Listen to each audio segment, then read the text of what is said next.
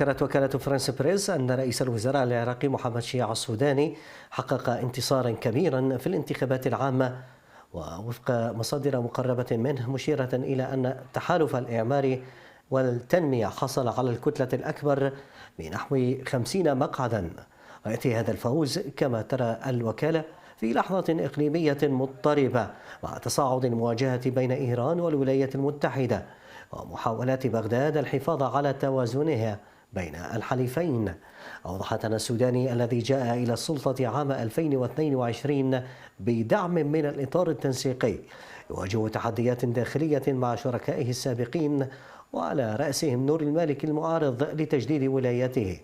ورغم تشكيك الشارع بجدوى الانتخابات، يرى مراقبون أن نتائجها قد تمنحه تفويضا سياسيا لتثبيت نهج الإعمار والتنمية ومواصلة هندسة التوازن الدقيق بين طهران وواشنطن.